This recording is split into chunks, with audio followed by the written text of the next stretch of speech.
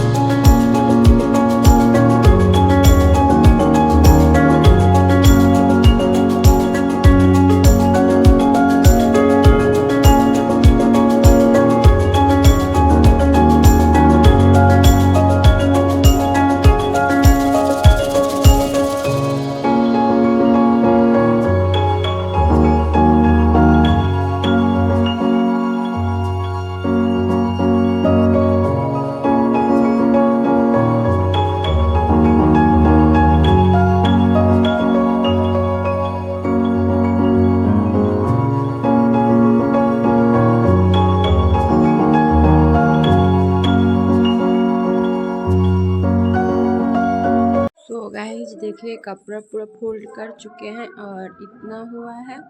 अब इसको पूरा अलमीरा में और बक्स में रखेंगे।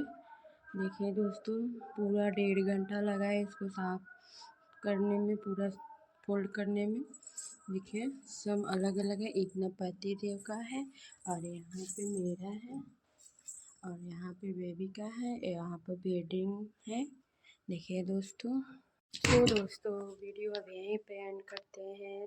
Bye bye. वीडियो अच्छा लगे तो लाइक कीजिए, शेयर कीजिए, कमेंट कीजिए प्लीज़ दोस्तों। Please please please bye.